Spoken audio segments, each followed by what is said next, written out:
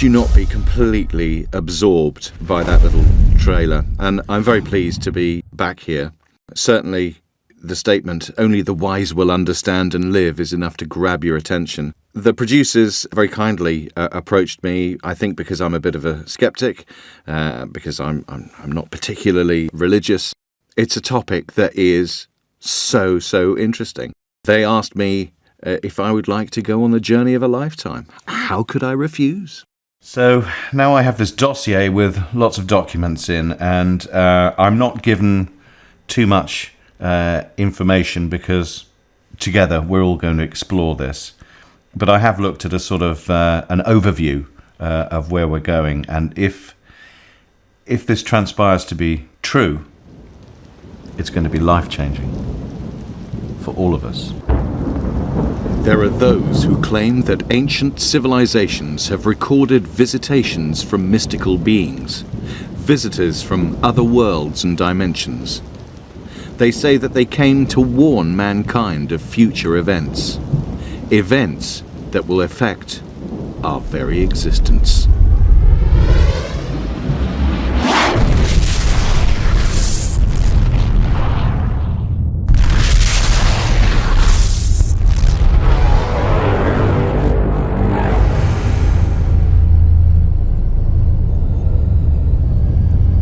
On May 14th, 1948, the first in the series of these events have become international news.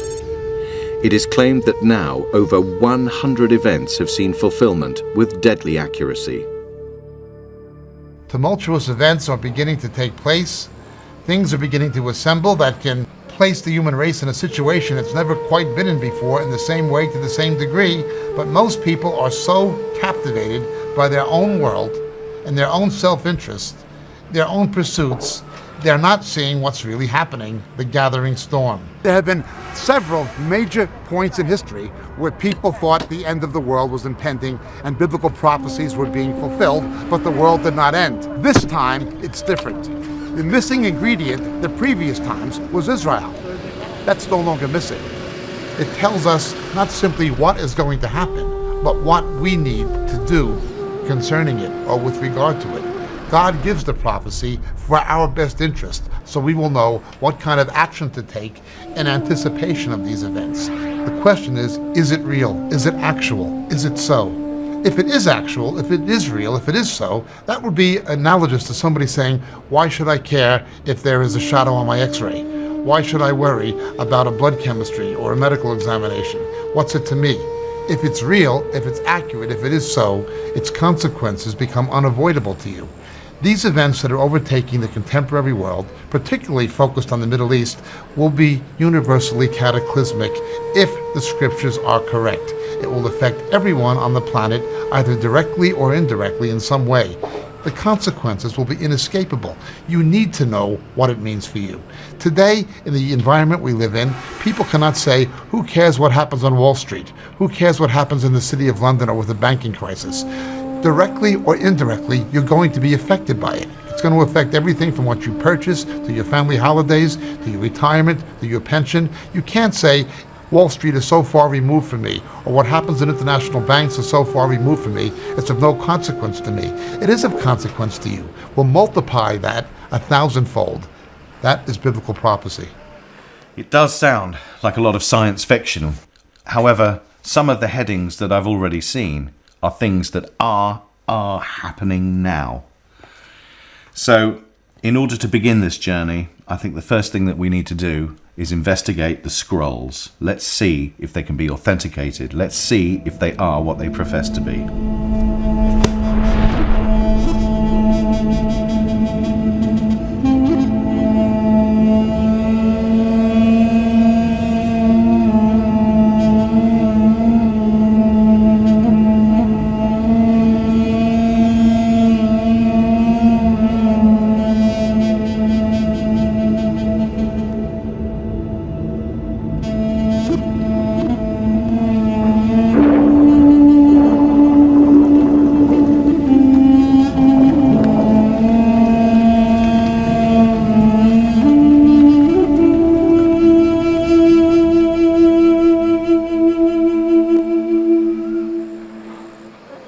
Dr. Sian Baira. I'm lecturer in early Jewish studies at the University of Exeter, the Department of Theology and Religion. I read quite a few languages: Sumerian, Akkadian, Ugaritic, various Aramaic dialects, obviously Hebrew and Greek, Arabic.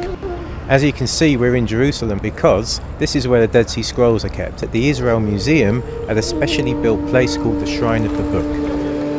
Well, there's no doubt as to the authenticity of both the Old and New Testament. They are documents from antiquity. The Dead Sea Scrolls have shown us that the Bible, the books of the Old Testament, certainly existed more or less in the same form that we have them now in 2nd, 1st century BC. The New Testament, content-wise, is easily a genuine 1st century CE Jewish book. The Bible is clearly the most important book ever written. It's extremely special. It's a unique document written in 3 different languages by many different people from very different social and geographical backgrounds over a long period of time. It's a remarkable document that coheres very well, and you can see the different personalities of these different people coming through. You read the Hebrew of Jeremiah, it's very different to the Hebrew of Ezekiel. And yet despite that, when you step back and look at the whole thing, it has a remarkable cohesion to it. So the point is, you cannot prove that the Bible is historical in every respect. That's not possible. It's putting an unfair burden of proof on the Bible, an unrealistic one. But the other point is that nothing has been discovered that has disproved the Bible. And actually a lot of things which have been discovered lend the Bible a certain credence. The prophet Daniel predictively alluded to something developed and expanded by Jesus, where people would become so absorbed with day-to-day life, their own careers, their own family plans, their own marital plans, their own ambitions, that they would become oblivious to things eternal or any interest in God. Jesus compared this to the days of Noah. People would be so encompassed in what was going on in their own personal lives that they didn't think outside of the parameters of their own self-interest. To the point that when things began happening, when events that they were warned of began to transpire, when they should have been getting ready to escape or should have been preparing for what was going to come, they were just so engrossed in their own world, they were not prepared except for the faithful remnant. The same as there were people who understood the events of the time in Daniel's day, there will be people in that character in the last days who will do the same thing. They'll be able to understand. But we're warned by Daniel, none of the wicked will understand. We're also warned by Daniel, there will be an escape. So, on that sobering thought, let's proceed. I'm now going to read our first 3 prophetic events. Israel will be dispersed, despised, and regathered. And these particular events are apparently a sign to the world. The apocalyptic countdown has begun.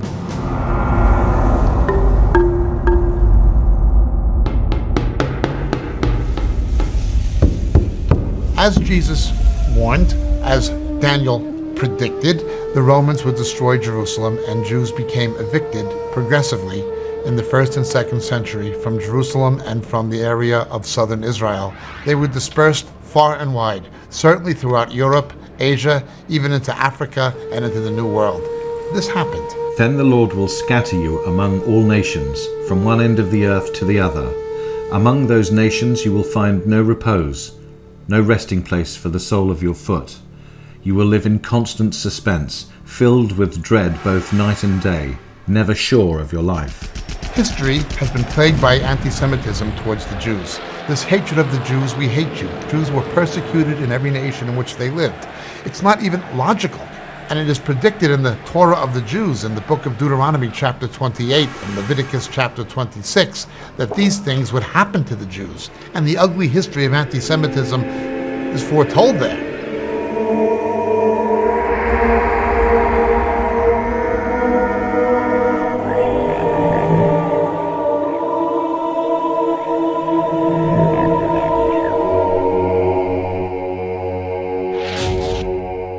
Isaiah wrote about this acutely, and Jesus, in no uncertain terms, spoke of the fact that they would have to come back to the land and to their capital. It was predicted, and it happened.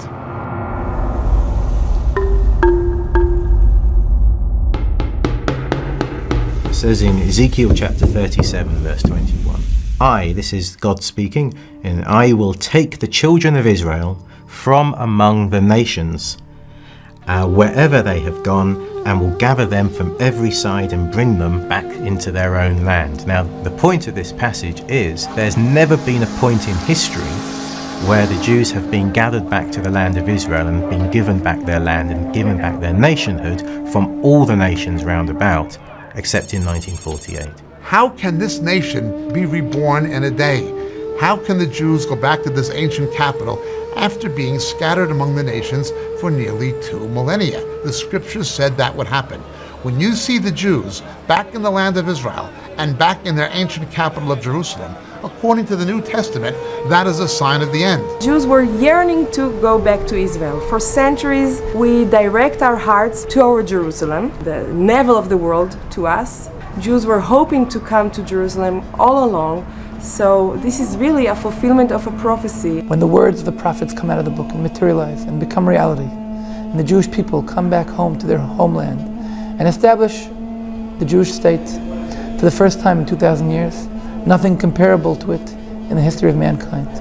This is Rabbi Richman, and he says, if you had told a Jew who was about to enter the gas chamber that Israel would soon become a nation again and that the Jews would be on the other side of the gun for the first time in 2,000 years, you would not have had to put him in it, because he would have died laughing.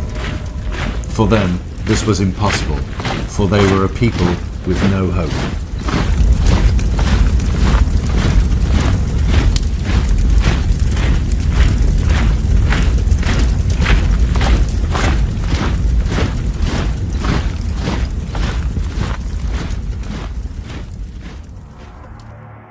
So we've looked at the prophecies of dispersion, and certainly there's every evidence to show that the Jews were dispersed from Israel.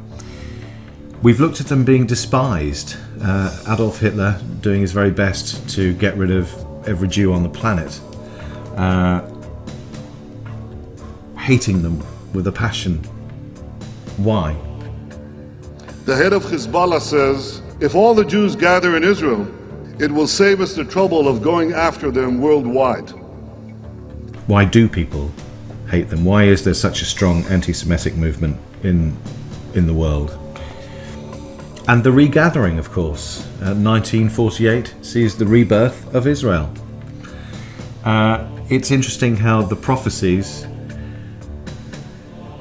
seem to be pretty accurate.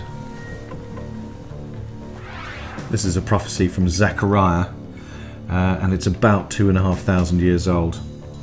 And in the day I will make Jerusalem a burdensome stone for all peoples. All who lift it or burden themselves with it shall be sorely wounded, and all the nations of the earth shall come and gather together against it.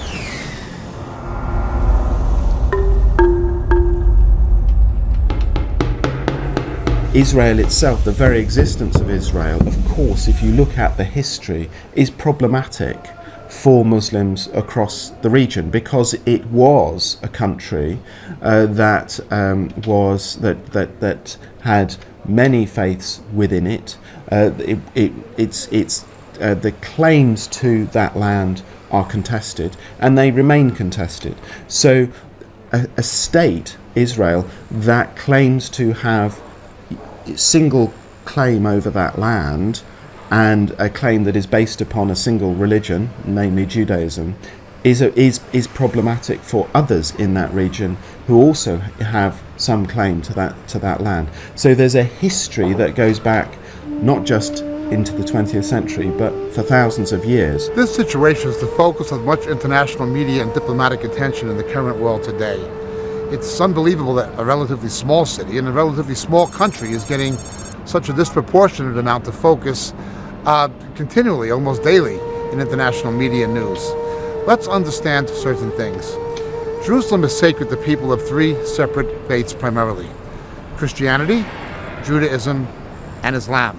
All of them have, over the centuries, made historical and religious claims to the city for different reasons.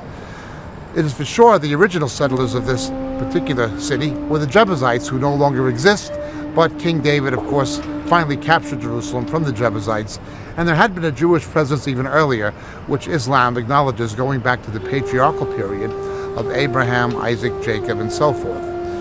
The Jews are the oldest indigenous people that we have to be here. Islam essentially came here following the Islamic invasions after the time of Muhammad in the 7th and 8th century. It was not primarily Arab, however, it largely was Turkish through most of its history, and remained such throughout the period of the Ottoman Empire until it was conquered by the British under General Alibit in the First World War. The process continues. And though we were facing a major catastrophe, and the feeling was that the experiment of establishing a Jewish state was about to come to an end, someone from above had other plans. And within 6 days we managed to overcome our enemies in each and every one of our borders and to reunite Jerusalem as the capital of the Jewish people, the capital of the state of Israel, but the capital of God in the world, as was announced 3,000 years ago by King David. So, despite the huge resources of the Syrian, Egyptian and Jordanian military against the very tiny, limited Israeli army, Jerusalem fell back into Israeli hands in 1967 to become the capital of Israel again, even though the rest of the world would insist that Israel's capital is Tel Aviv. Jerusalem is not a settlement, it's our capital.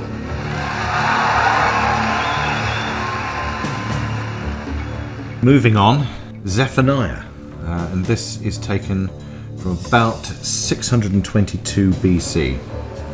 Then I will restore to the peoples a pure language, that they all may call on the name of the Lord, to serve him with one accord.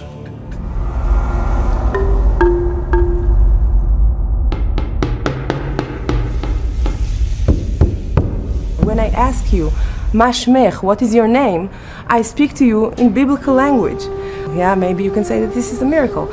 You brought people from all corners of the earth, speaking, I don't know how many dozens of languages into one country, and you revived this beautiful sleeping beauty into a language of use. The dossier also tells me about another prediction by the prophet Ezekiel, some 2,600 years ago, and says that in the last days the ancient Jewish currency of the shekel will be revived. And guess what?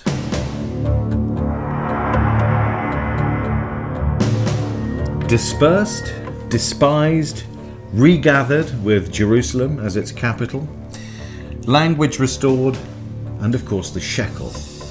All predicted, all true. So, you can look at this two ways right now. We could say it's a bunch of coincidences, or we can go further and think, is there actually something in this? What do you think? Let's find out more. Nearly 3,000 years ago, the prophet Isaiah predicted that water will gush forth in the wilderness and streams in the desert. The burning sand will become a pool, the thirsty ground bubbling springs.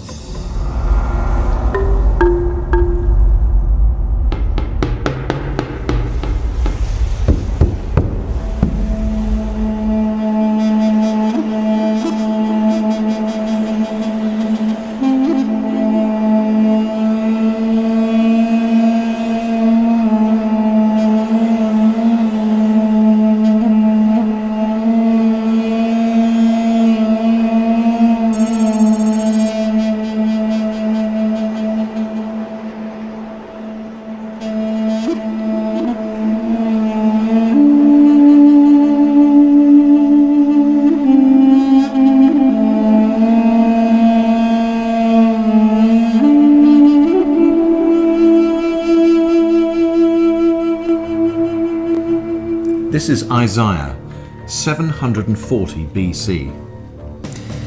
I will set pines in the wasteland, the fir and the cypress together.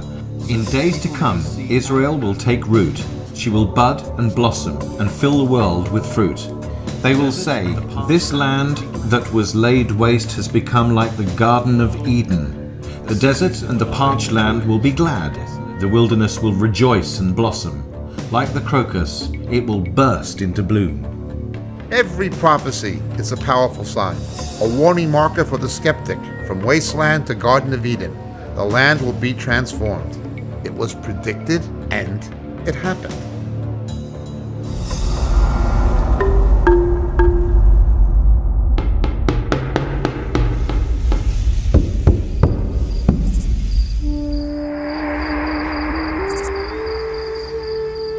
These are all predicted by the Hebrew prophets. When the restoration of the nation would take place, there would be a national reforestation, and Israel would become an agricultural producing nation.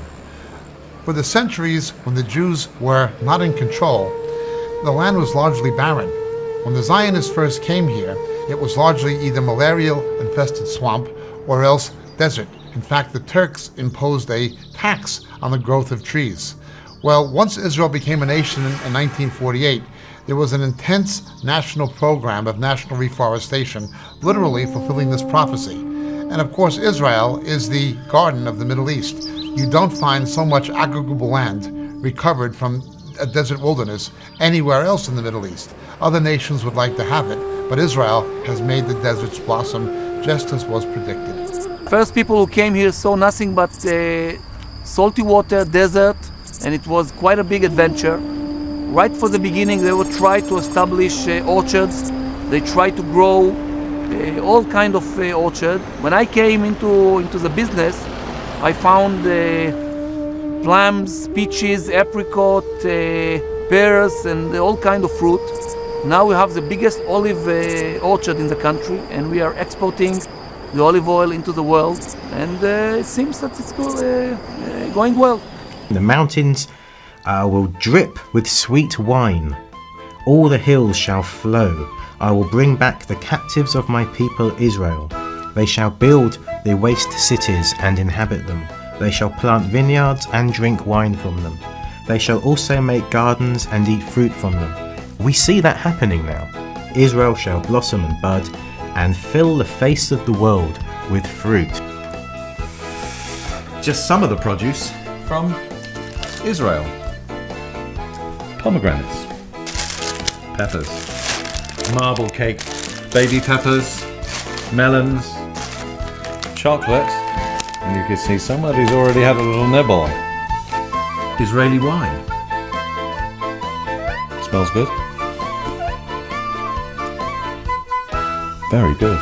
Very good.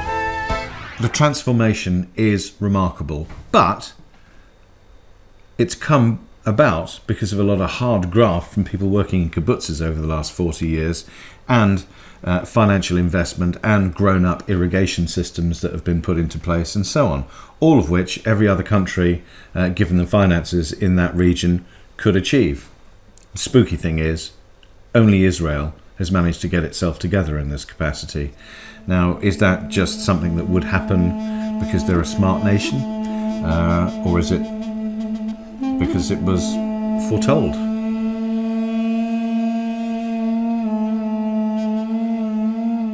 So, Israel is in place again. Jerusalem is at the heart of everything, and the land is blossoming. And my dossier tells me the predictions we're going to look at now are events that have been happening for many, many years. However, what gives these signs greater importance is that in the latter or last days, these specific events will increase in intensity and destructive force.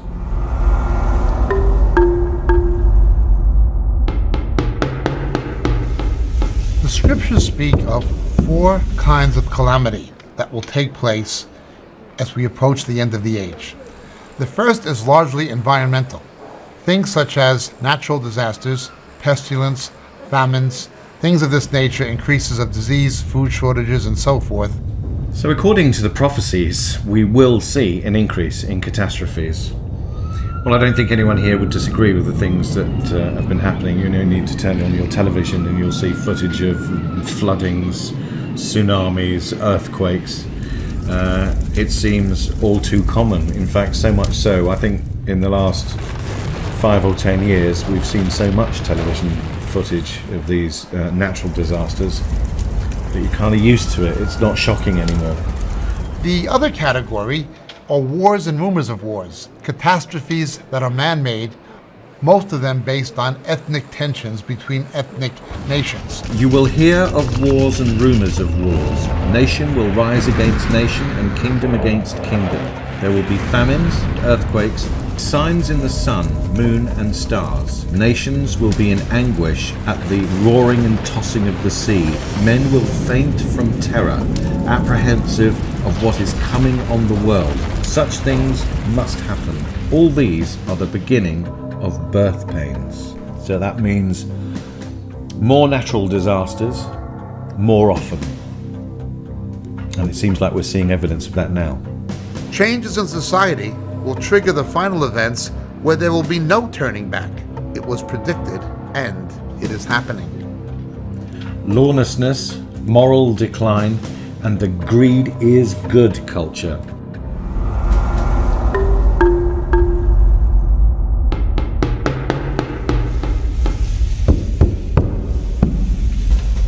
There are ambiguous prophecies in the New Testament concerning an increase in lawlessness that will take place in the last days. There will be terrible times in the last days. People will be lovers of themselves, lovers of money, boastful, proud, abusive, disobedient to their parents, ungrateful, unholy, without love, unforgiving, slanderous, without self-control, brutal, not lovers of the good, treacherous, rash, conceited, lovers of pleasure.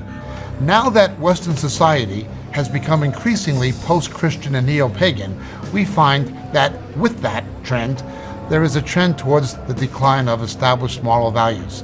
Child abuse, granny rape, the drug culture, mindless crimes. But again, it's ambiguous. It applies to what happens in society generally, but also what happens within the Christian church.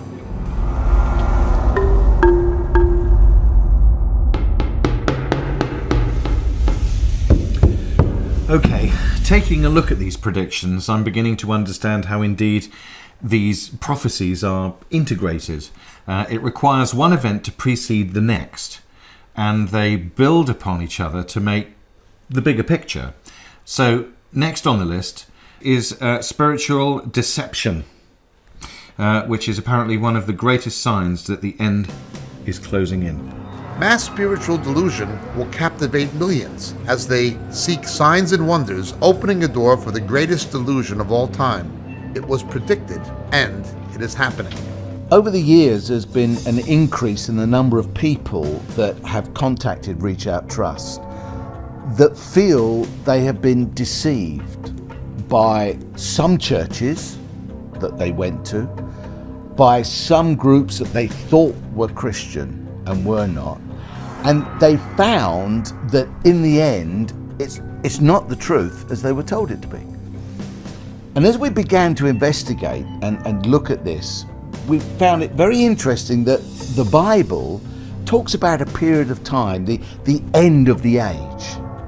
And it says that in this period of time, at the end of the age, this very deception that these people have is going to increase. The thing reiterated by Jesus the most was undoubtedly deception within the Christian church. Again, the false teachers, the false prophets, even false messiahs. Over the years, Reach Out Trust has seen an increase in the falling away of people within churches from true Christianity. They've moved away from biblical truth. Something has happened in recent years. The traditional gospel message has been maligned, even discredited by televangelists. Born again has become a household joke associated with religious con artistry. Unfortunately, people will tend to dismiss the traditional Christian message because of this financial con artistry that's conspicuous to everybody, ignoring the fact that Jesus himself warned it was going to happen. Many would come in his name and lead many people astray. This is something the scriptures speak of as the great apostasy, the departure from the truth. I think most of the blame for this should be set very squarely at the foot of Christianity, which as an established religion has done its best to completely discredit the Bible as a document and make even the person of Jesus, who, if you just ignore Christianity, Jesus is an extremely attractive personality with a lot of very good things to say, but people get put off investigating these things because of the way Christianity is and presents itself. And yet the Bible is the backbone to Christianity, is it not? Unfortunately, the established institutionalized Christianity just tends to ignore the Bible. We are told this is associated with the advent of the man of lawlessness, one of the metaphors for the Antichrist. And people will actually be given over to believe in him by God as a judgment. In other words, if you want false prophets, God will cause you to believe one. If you want a false Messiah, God will cause you to follow one. The coming of this lawless one will be in accordance with the work of Satan displayed in all kinds of counterfeit miracles, signs and wonders. But who's he warning? He's warning people who claim to be Christians, who should know better. We are seeing an apostasy. We are seeing whole denominations that at one time were biblically based and held to a biblical morality, having gone into everything from not simply religious apostasy, but even moral debauchery and a fundamental lack of financial ethics. I had no idea that people within the church were no longer really studying the Bible, which, as I said to Dr. Biro, I thought was their main book of rules, if you like. So if people aren't studying the Bible and are not knowing what it's saying, they're therefore relying on preachers who are preaching whatever seems to be on their mind and important to them on that day. As the world strains under the weight of humanitarian issues, mankind will desperately seek a leader, a savior, it was predicted. But will it happen?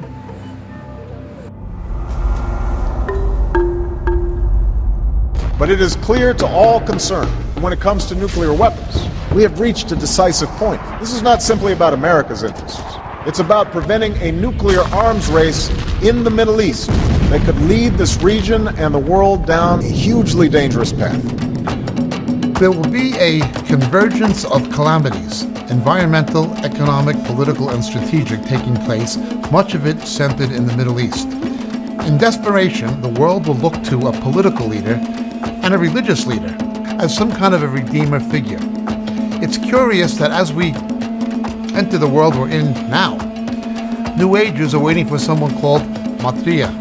Muslims are waiting for the Mahdi. Buddhists are waiting for the fifth Buddha. Jews are waiting for the advent of the Messiah. Christians are waiting for the return of Christ. A spiritual counterfeit will come, quite possibly being all things to all people. He will be able to unite the world's faiths with a political agenda, coming as this messianic figure, posing as having a capability of restoring prosperity and stability in an atmosphere of utter chaos that has people terrified. In their terror about what's transpiring environmentally, what's transpiring strategically and economically, they will look to a man instead of to God, and they'll get one. This is the one the New Testament calls the man of sin, the Antichrist, and he will come to power assisted by a corrupted global religious system. Is there, the possibility of one world leader emerging? Well, I would say the country which has the greatest potential to create world peace, despite all the mistakes which it has made and is making, is the US. The people of the world can live together in peace. We know that is God's vision. Now that must be our work here on earth. Thank you, and may God's peace be upon you. Thank you very much. Thank you. The world is hungry for peace. The world is hungry for leadership towards peace. I think if people are expecting a single leader to come through and deliver, I think a year ago I would have said clearly the clearest candidate was Barack Obama. Then I think Barack Obama himself has demonstrated that the model of a single person coming through, knocking heads together if you like, and then solving these issues, it's really never going to work. We need a leader, and we need a core of people surrounding that leader, not just one man. But we need the leader to deliver the message. In other words, a new world order, not the sort that you hear about on conspiracy theory websites. Not the sort that's all about chipping people and, control of some inner coterie, but a new world order which actually works for everyone and creates prosperity and starts with regional infrastructures and eventually moves towards a proper, prosperous, global civilization of which everyone on the planet can be proud, and which leads to a new, a new age for mankind. I'm not saying that's what we're necessarily going to wind up with. I'm saying that with the right kind of leadership,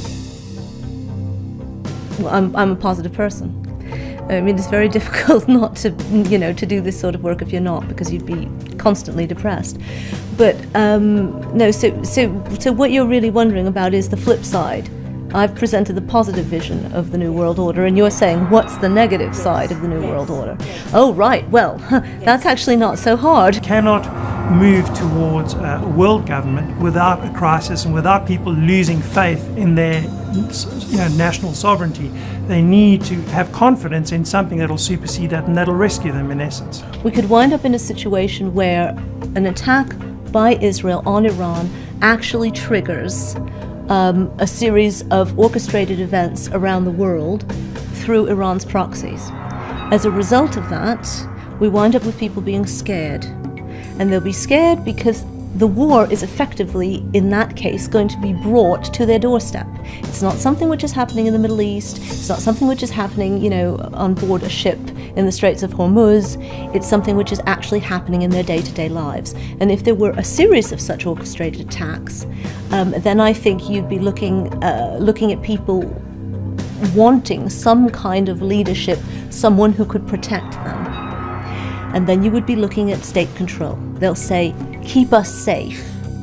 They will be handing themselves over to the state and saying, what can you do to keep us safe? And yes, that could result in the wrong sort of New World Order. That could result in tyranny. That could result in the rise of leaders of the Hitler type. The victim of one world leader turning into a Hitler will be democracy, justice, freedom. There'll be nobody to fight that leader. In various countries during the 20th century, you had the rise of despots, you had the Hitlers, you had the Stalins, you had the Mao Tse-tungs, you had the Pol Pots. All at that stage, at the national level, could be contained. They caused, like Hitler, caused world wars, but there was a group of countries that fought against them, managed to stop them. Freedom was not the victim in the end. Democracy was not the victim in the end. Imagine no nation states, imagine one global government and someone like Hitler coming to power. What's to stop that? Who's to fight him? We hope that never happens, because that what it would do for our civil liberties and what it will do for, the nature of man himself is frightening.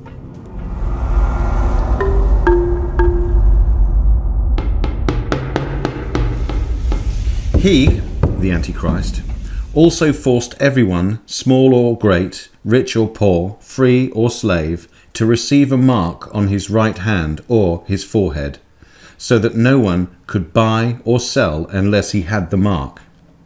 Revelation 20 verse 4. And I saw the souls of those who had been beheaded because of their testimony for Jesus and because of the word of God.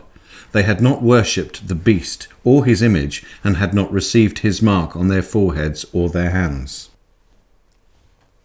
Let's watch a film. The scriptures speak of a new kind of currency that will take place, some would suggest in the form of some kind of a microchip on the forehead or on the right hand, by which people will be able to buy and sell, but not be able to buy and sell without it. Increasingly, financial institutions are looking to new technologies to cope with this problem of finding a means of currency that will function the way credit cards do, but will not be a credit card. That will not be something that which you can easily counterfeit or easily defraud someone with. Well, obviously, implantation is the direction these technologies are generally taking. The next revolution, unquestionably, is going to be nanotechnology. That's the ability to create structures that will manipulate matter at the atomic or molecular level.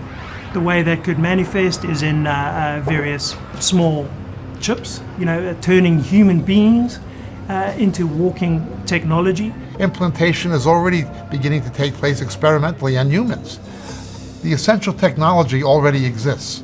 Well, the book of Revelation tells us that will be a final currency. No one will be able to buy and sell without it. Whoever controls that technology will ultimately, fundamentally control our lives. And it is very much a case that ultimately it'll be government that does control and run all of those technologies. We see now, particularly with governments nationalizing various industries, regulating various industries, they will have control, and those technologies will dominate and control our lives and can be used for nefarious purposes. It's a whole system that is designed to collapse you down into a single official identity that the only way you can access certainly public services and increasingly live your life in a normal fashion would be if you were using your officially assigned sort of identity to confirm facts about yourself. We're not against any particular technology per se. It's that once you've got these technologies in place, if you haven't got proper safeguards, if you haven't got proper oversight, if you've just got this basic presumption, as pretty much all governments and companies seem to have, that once they've got the data, it's theirs, what they fail to see is that that data is ours. If it's about me, it's mine. Yeah? And if it's, if it's going to do something or damage to anyone, it's going to do damage to me. Yeah? Which is why it's so important that when it comes to control, the person who should be in control is me and you, and not some, overarching international, national, system that says, oh, well, in order to, earn your crust and pay for things and do this, that, and the other, you have to basically live under a constant state of surveillance. This new e-passport, which has, photograph and a chip and antenna embedded in the back of the photo page, was introduced, they said, in order to enhance security. It does exactly the opposite. The government's very fond of pointing out that I think 20 or 21 out of 24 EU states have an ID card. What they don't actually go on to sort of mention is the fact that the vast majority of those, 19 of those, were imposed on their populations or extended to cover the entire population under either Nazi or Soviet occupation or a homegrown dictator. And we have to learn from history on this one. We can't just assume because, oh well, it's the 21st century now, Hitler, Stalin, Mao, Pol Pot, all these people, that's all in the history books, that all happened then, it couldn't possibly happen again. I'm afraid that would be very, very naive. The very fact that one person can be identified as being a part of one group and another person can be identified as being another group can end up being a death sentence.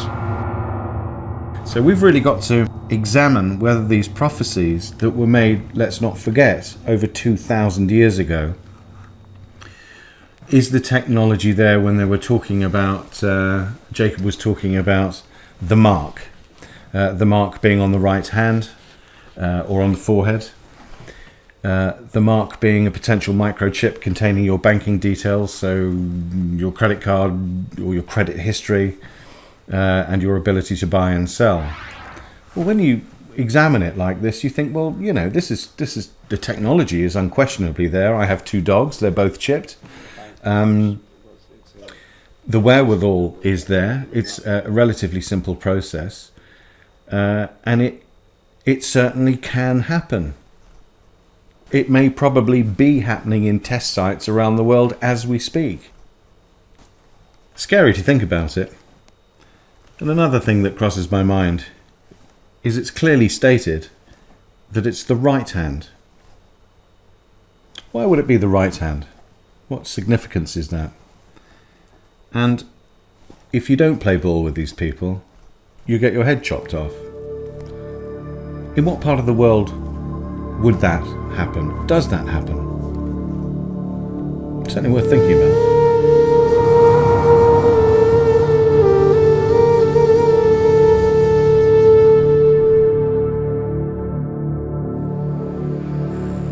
Many will strive for peace in the Middle East, yet prophecy indicates Russia, Iran, Turkey, and others will war with Israel. It was predicted, but will it happen?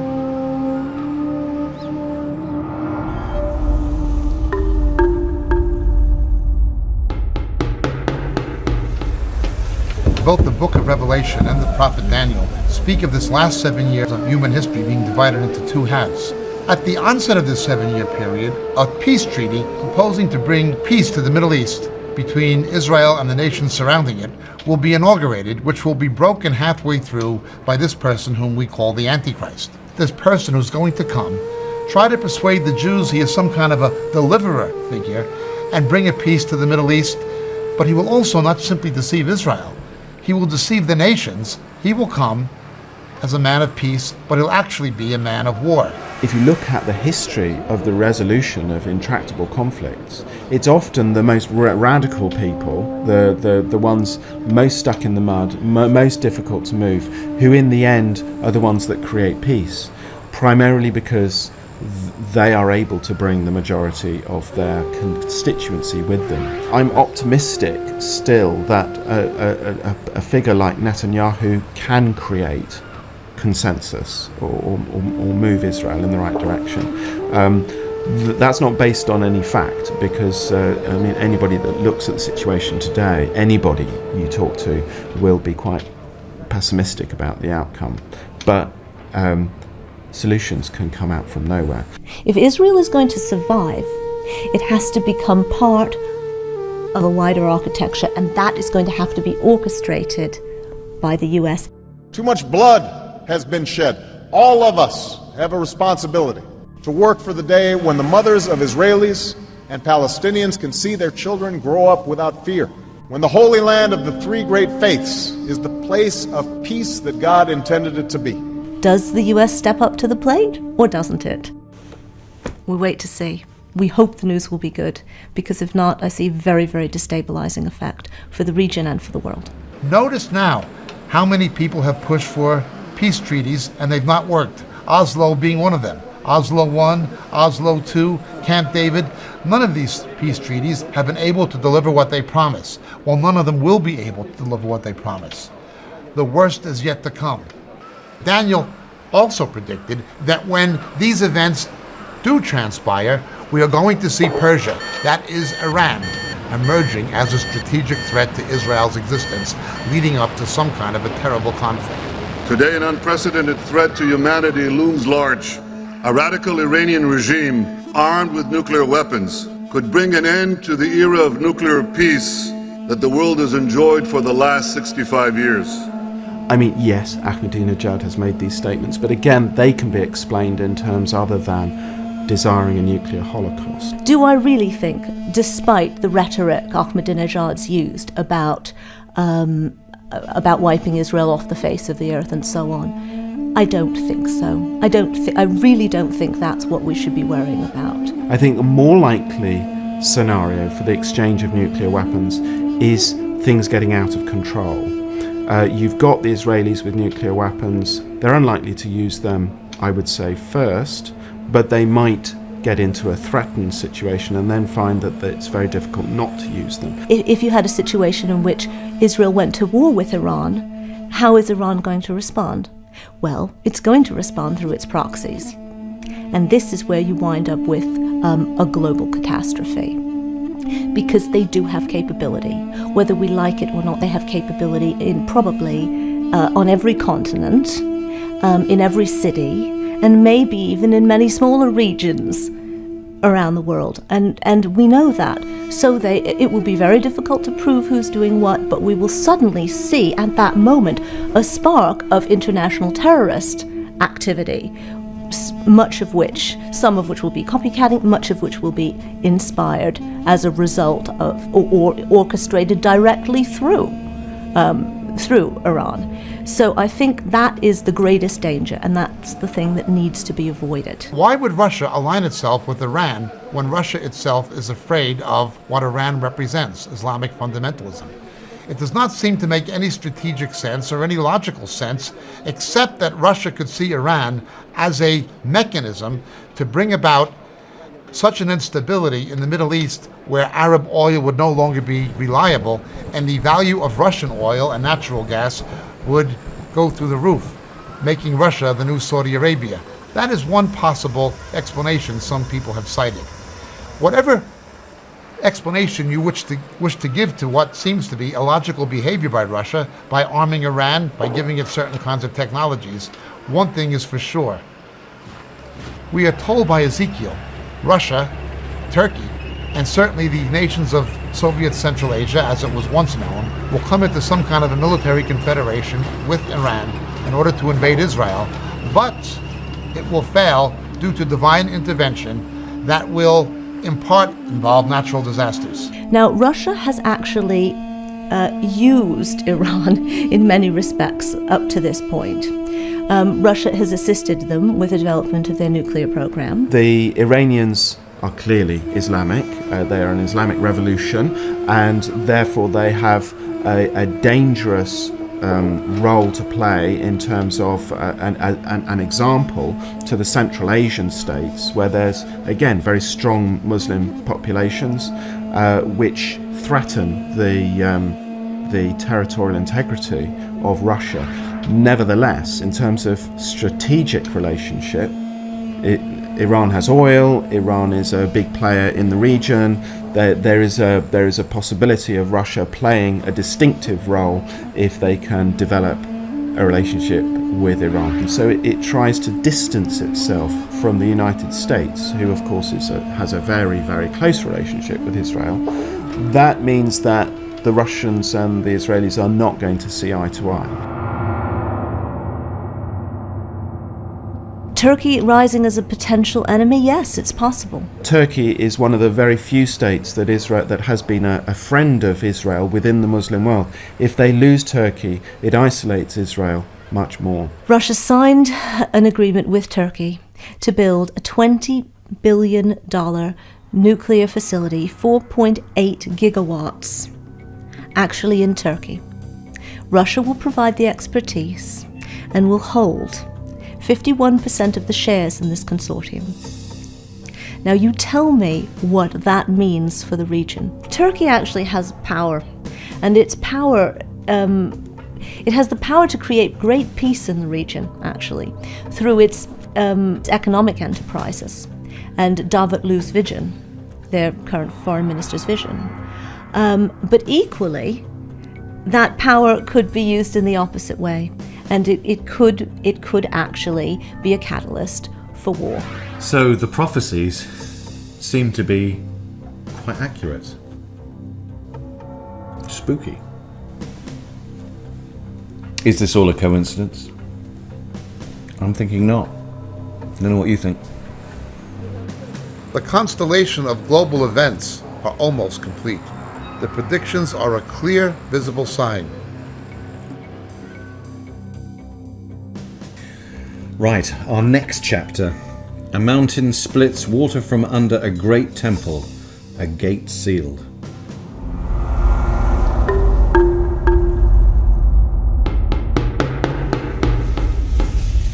On that day his feet will stand on the Mount of Olives east of Jerusalem, and the Mount of Olives will be split in two from east to west, forming a great valley. On that day living water will flow out from Jerusalem, half to the Dead Sea and half to the Mediterranean Sea. The Hebrew prophet Isaiah said the return of the Messiah would actually commence in southern Jordan around the rock fortress city of Petra, but the Messiah would stand on the Mount of Olives. This exactly echoes what is said in the New Testament. When Jesus ascended from the Mount of Olives, he would return in the same way to the same location. And the Mount of Olives would split, presumably at the cleft where there's a known fissure. It's also predicted that water would come from underneath a water table in Jerusalem and flow in the direction of the Dead Sea. My name is Asher Alchel. I've been working in the site of the city of David for almost 10 years. I'm an archaeologist trained at the Hebrew University of Jerusalem. Israel is situated along the Syro-African Rift, the fault line that separates between Europe and Africa. Earthquakes have affected this region from antiquity. The prophets talk about how, in the end of days, an earthquake will split Mount Olives in half, and the waters of Jerusalem like these below us, will both flow to the Dead Sea and to the Mediterranean. But where we are now, as we said, earthquakes have affected this region and have the potential of changing its topography. The man brought me back to the entrance of the temple, and I saw water coming out from under the threshold of the temple towards the east.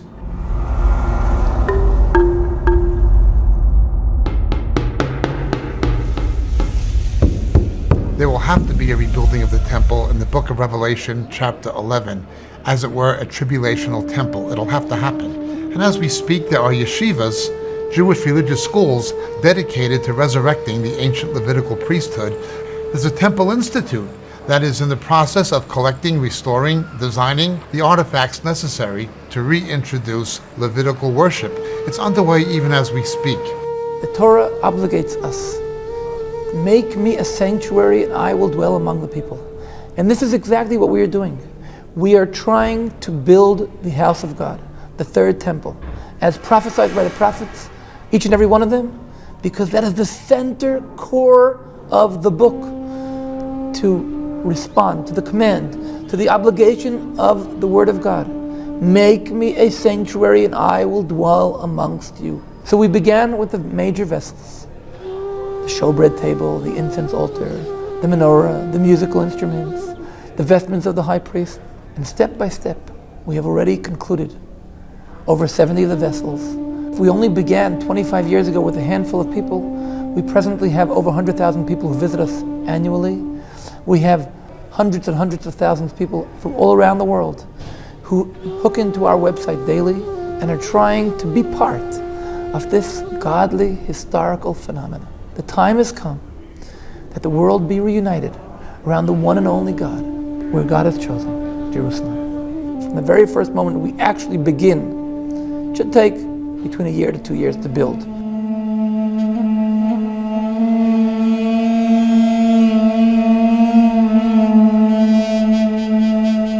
Then the man, an angel, brought me back to the outer gate of the sanctuary, the one facing east, and it was shut.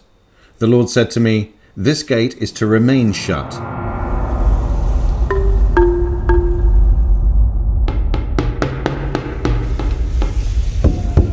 We have a prophecy in the book of Ezekiel that the east gate would be, as it were, blocked up or plugged up. Suleiman the Magnificent, understanding the Jewish belief that the Messiah would come through the east gate, put a cemetery in front of it because Jews would be ritually defiled had they tried to enter through the east gate via a cemetery, having even indirect contact with the corpse. But he also cemented it up, fulfilling this prophecy unbeknownst to him. However, God's Spirit will again enter through that gate at the end of the age. Despite the desires of many people over the centuries really to reopen it, it still remains closed, as Ezekiel prophesied it would. It's entirely visible today, again opposite the cleft in the Mount of Olives, overlooking the Kidron Valley, in the wall of Jerusalem on the east side of the old city. Still there, just as Ezekiel said. Ezekiel again. The man brought me back to the entrance of the temple, and I saw water coming out from under the threshold of the temple towards the east. This water flows towards the eastern region, and it goes down into the Arabah, where it enters the sea. Swarms of living creatures will live wherever the rivers flow. There will be large numbers of fish, because this water flows there and makes the salt water fresh. So where the river flows, everything will live.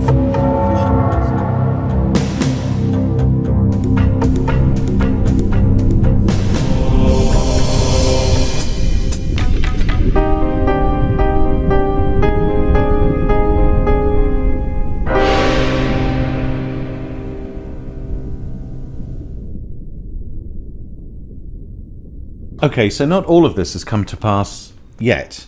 The temple is still to be built, if it's to be built, but certainly looking at it, preparations are very much underway, down to finite detail. It's almost as though they're looking at the prophecies as an instruction manual in terms of what to make for the Messiah. We've seen evidence of water under Jerusalem, so something that was predicted 2,500 years ago seems to be based pretty much on fact. It's all proving to be very, very feasible and very possible, and very spooky that it was predicted 2,500 years ago when they didn't know about fault lines, and we've just seen that Jerusalem is on top of a fault line. Israel didn't exist until 1948, so again, the whole we can't say coincidence. There's something going on here. There's something that is seemingly real about all these prophecies. Moving on, the rise of an Eastern superpower and the construction of a great dam. Jesus speaks in his revelation to the Apostle John, "Release the 4 angels who are bound at the great river Euphrates." And the 4 angels who had been kept ready for this very hour and day and month and year were released to kill. The number of the mounted troops was 200 million. I heard their number. Another revelation. The 6th angel poured out his bowl on the great river Euphrates, and its water was dried up to prepare the way for the kings from the east. Then they gathered the kings together to the place that in Hebrew is called Armageddon.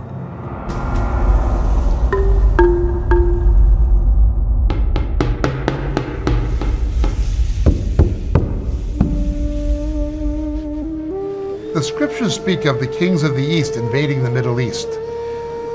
Genghis Khan almost attempted this, but never did. It was not the proper time for it to happen. The only nations in the world that could assemble an army of 200 million obviously would be in the Far East. Some have speculated it's Sin, the ancient name for China.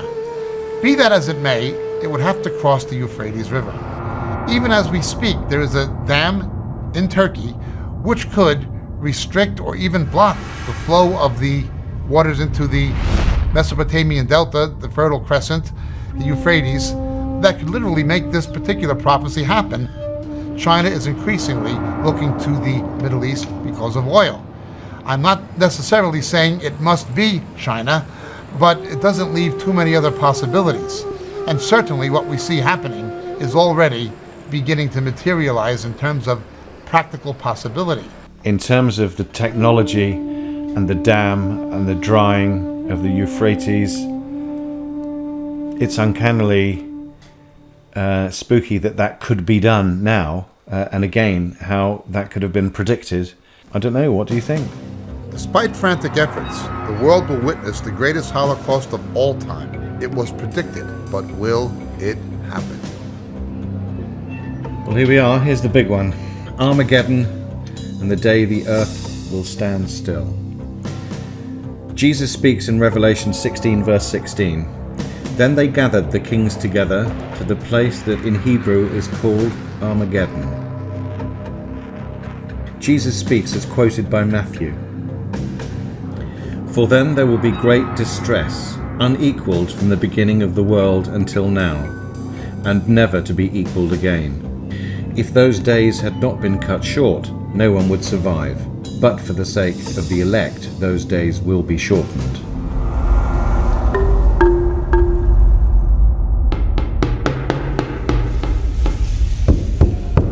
There are all sorts of ways in which one can cut the cake, if you like. You could say, for example, that the Americans and Russians, between them, possess 97% of the world's nuclear arsenals. In that sense, if there was going to be an accident or some war and all-out nuclear exchange, then it's most likely to be between those two. Out of the states with nuclear weapons, it's very difficult to pin, though I would say of them, Pakistan is probably the biggest problem. But then again, Israel, I haven't mentioned Israel. Israel exists in a very difficult relationship with its neighbours, and although none of its neighbours yet have a nuclear weapon to balance them, and nobody really seriously thinks that Israel will launch nuclear weapons anytime soon, it could very quickly get into some sort of conflict situation where nuclear weapons may come into play. That's more likely the closer Iran gets to acquiring a nuclear weapons capability.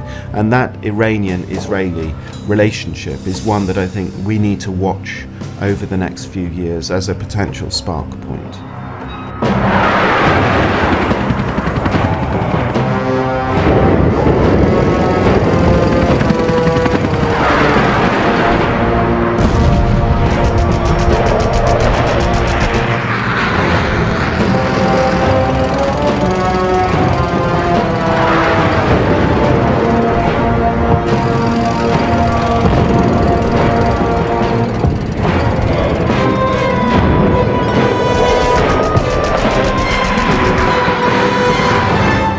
Jeremiah 25, verse 33. At that time, those slain by the Lord will be everywhere, from one end of the earth to the other. They will not be mourned, or gathered up, or buried, but will be like refuse lying on the ground.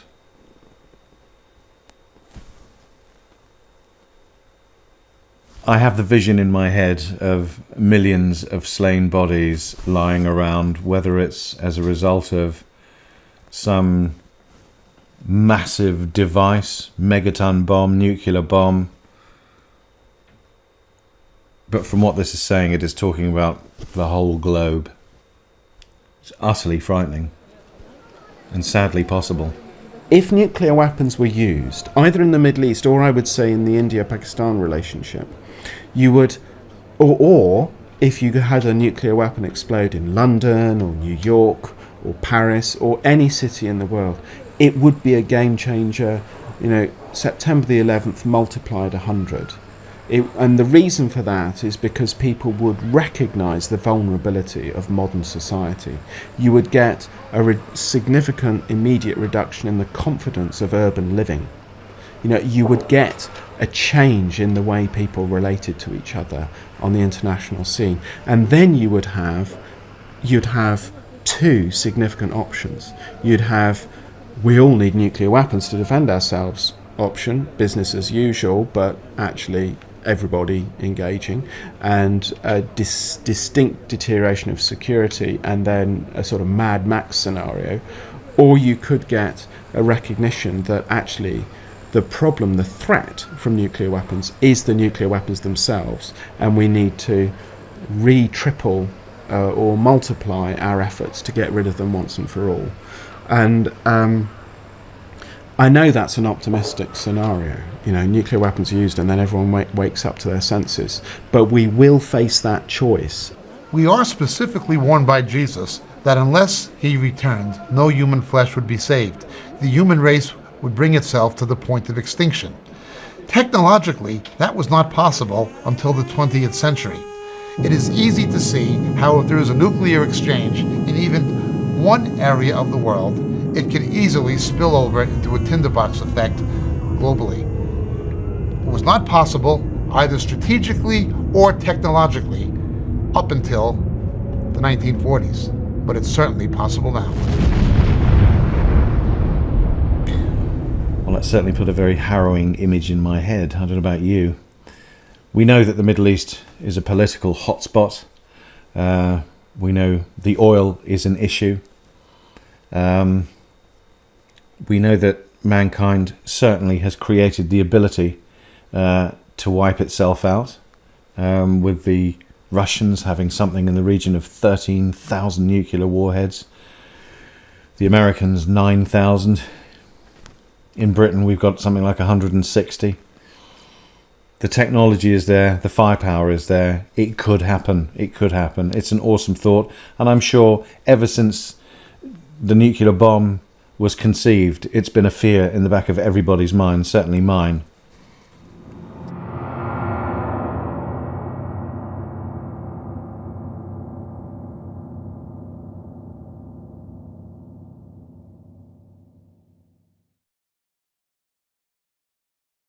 Okay, so far we're only really skimming the surface of what is a truly, truly fascinating subject. I always thought it was going to be fascinating from the moment I was approached to go on this journey.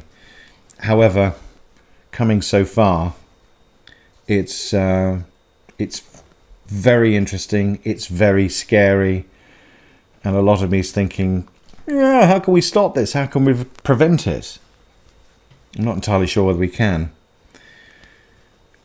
So let's sum up what we've looked at so far.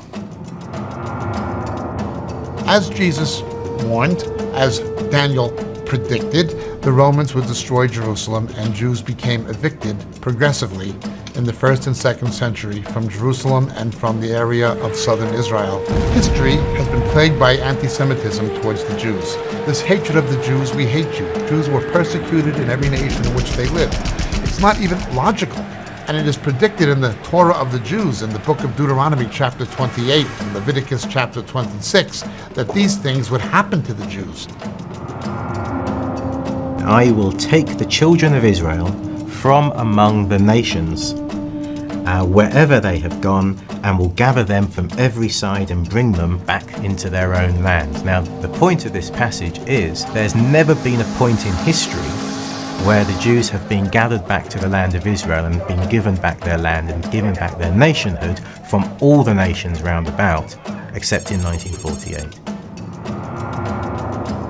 And though we were facing a major catastrophe, and the feeling was that the experiment of establishing a Jewish state was about to come to an end, someone from above had other plans. And within 6 days we managed to overcome our enemies in each and every one of our borders, and to reunite Jerusalem as the capital of the Jewish people, the capital of the state of Israel, but the capital of God in the world, as was announced 3,000 years ago by King David.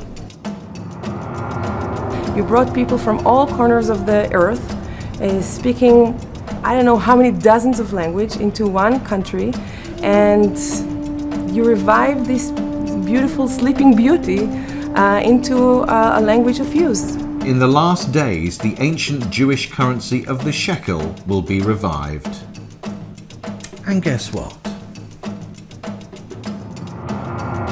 Nearly 3,000 years ago, the prophet Isaiah predicted that water will gush forth in the wilderness and streams in the desert. The burning sand will become a pool, the thirsty ground bubbling springs.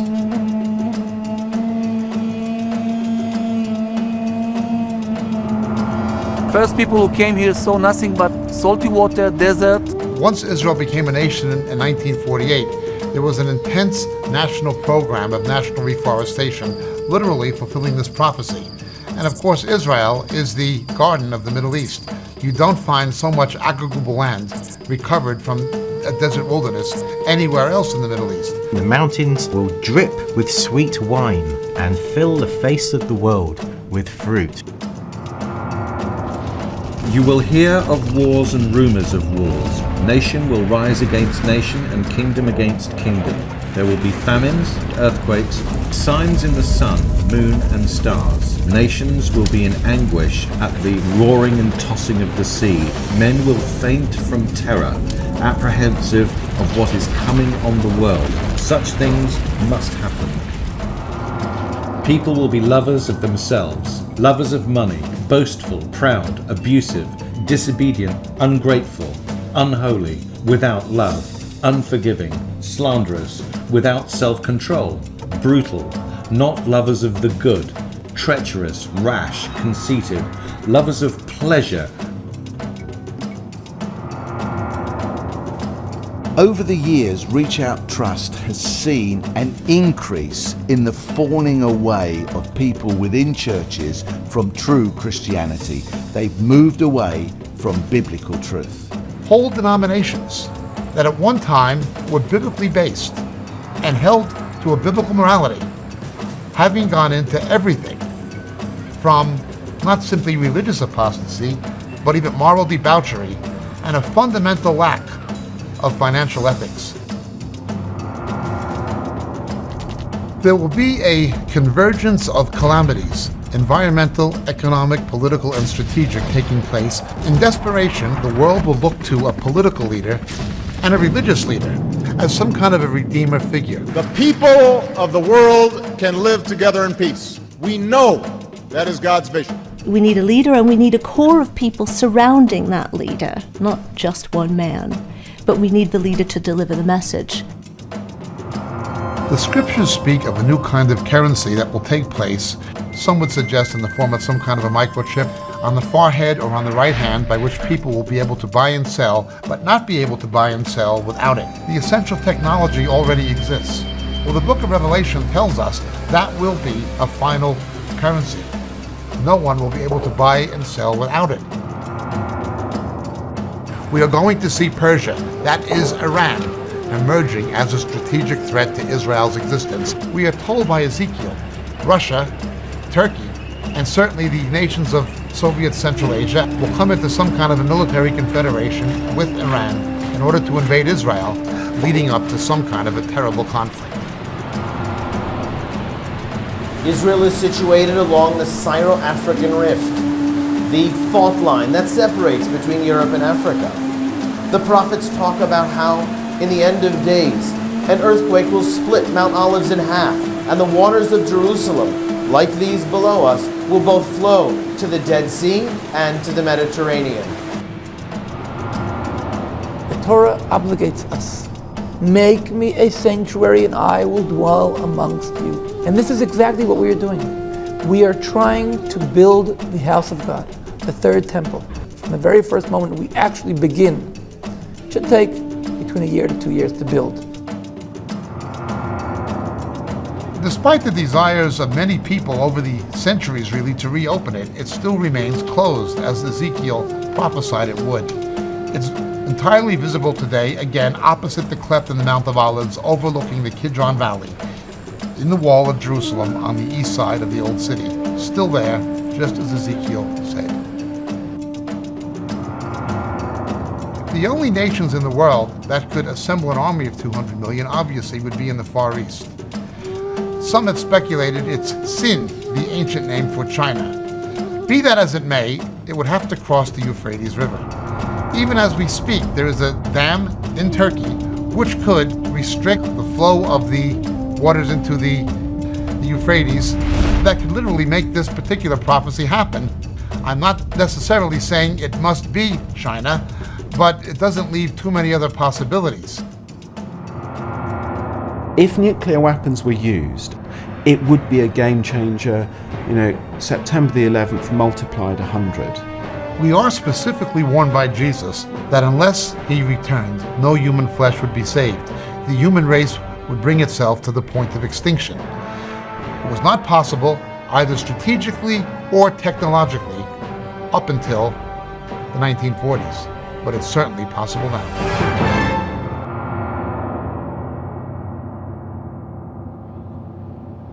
The same as there were people who understood the events of the time in Daniel's day, there will be people in that character in the last days who will do the same thing.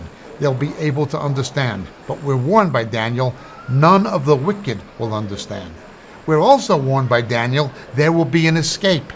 And so the New Testament likewise teaches, when these events begin to unfold, at some point there will be, for the righteous, a way of escape. Well, we've all seen the same thing, and it's fascinating. First of all, we've got to accept whether or not what we've seen is going to come to pass in the future, in the not too distant future from the looks of things. I think there are only two conclusions that you can make. One is that it's all rubbish.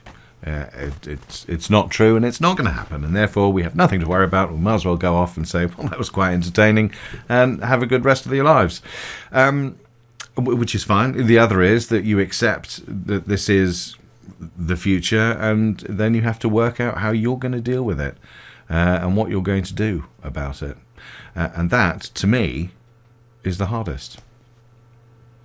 Easier to walk away. I found this a most amazing journey. Really, really interesting and worrying all at the same time, but it's left me wanting to find out more. I'm now going to leave you in the very capable hands of Jacob. I want people to examine the evidence and come to a conviction for themselves. I honestly believe, I'm in fact absolutely convinced, that people who will honestly examine the evidence with due consideration will be astounded at the conclusion they will arrive at.